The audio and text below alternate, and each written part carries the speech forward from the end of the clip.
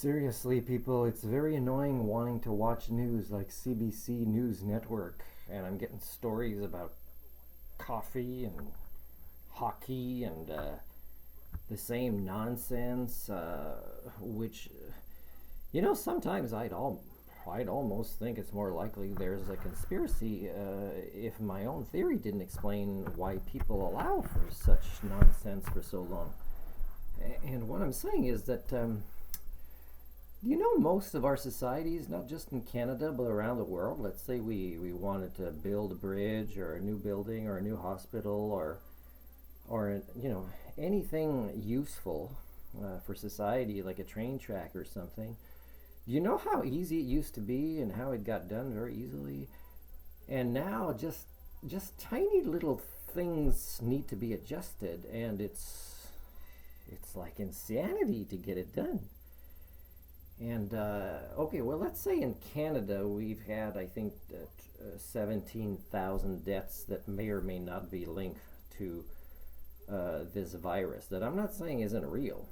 Okay, but if you asked maybe a specialist in 5 years from now, not now, oh, nobody would have the nerve to answer this question now.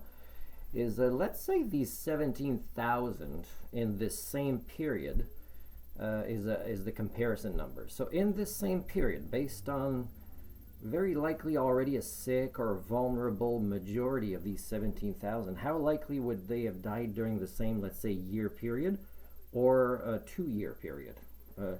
And let's say their answer is about 90% would have likely died anyways. So again, why is that not in the news? That it's not so much about a virus as about how we are responding to it and how we are not deviating from a society that is no longer showing signs of human thinking tools, the real pandemic. So, to actually, the elites aren't living their lives much differently. I'm outside of this monetary paradigm. My life hasn't changed with this virus, but people in the middle are now expected to, as if somehow they would not infect their loved ones in care homes compared to the people that are likely not as efficient, based on what I've seen, to spread the contaminations in care homes, just so as to lower the burden or to. So all of this money that's still going upwards, the elitism, the status, the division, right, and this monetary paradigm that is inhuman, is now people have to make sacrifices to take care of their loved ones more, and that the population is more easily manipulated now with the news. And I'm not saying the news is accurate or inaccurate. I'm saying what is covered in the news. So if the news actually had good intentions and was used by politicians and journalists and scientists, experts, in the right way, most of the news, at least in the last 6 months, would be related to teaching things to people on how things have been wrong and how things need to change, and the planning of this. Look at Trump, for example, how much of this is dominating the news all over the world, including in Canada, where we seem to show more news from down there than up here. And people aren't criticizing about this. Trump is a character for hire. Okay, so this. I mean, World Wrestling Federation kind of stuff, right?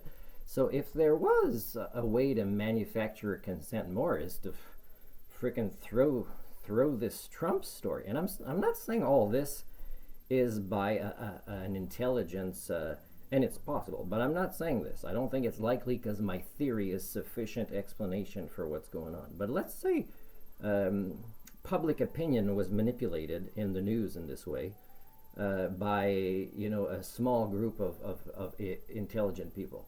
Well, for me, they don't fall under the definition of intelligence, because their plan is just a band-aid on a broken arm. It's just facilitating what's already crashing, and just shifting again the power of decision making in societies and of who will live a quality of life meant, defined in the wrong ways, first of all. But, when everybody agrees that it's defined this way, I guess that becomes the norm.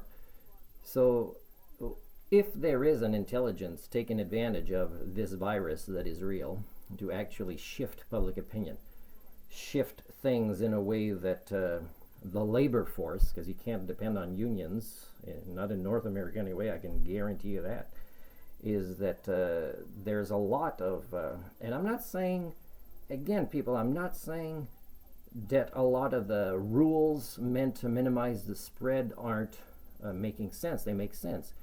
But again, you're not having the right conversations, because you should be saying, why have we gotten to a stage where, we're not being attacked by extraterrestrials, but even if we were, we'd be like debating who's going to pay for it, instead of, like getting into survival mode. And survival mode is changing your worldviews, getting out of this nonsense that you think is the right way for a human being to be acting or running societies, and so unable to adapt, and so unable to look at itself as a creature, as a primate, objectively, that's the conversations you're not having. So what's the use of me even talking about current affairs or what's happening right now? Is I'm still going to write and do blogs about you silly Homo communia, because you are not deviating at all. You're not having the right conversations. You're not even trying to connect to reality. You're not trying to plan for the future.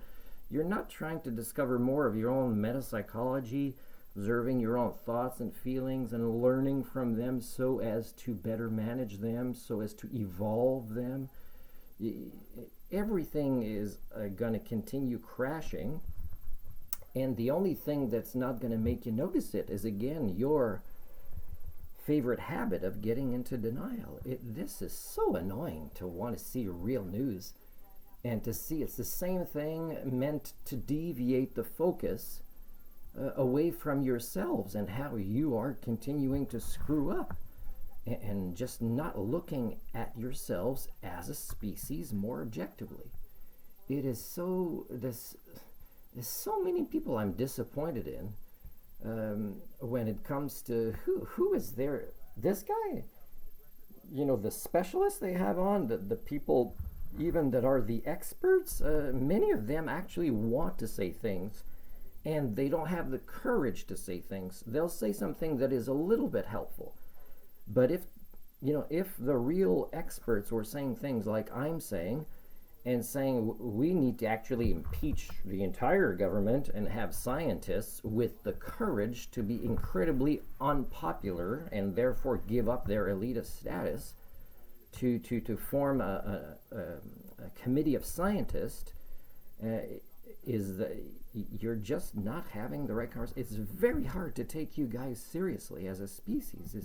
I really much prefer interacting with other primates or other land mammals who show real signs of sentience and sapience, who aren't just wearing nice clothes and giving fake smiles and fake friendliness. So please, in my lifetime, could I hope for some sort of miracle and see some sort of beginning of a shift of this paradigm, even if it won't succeed? Could you give me that, please?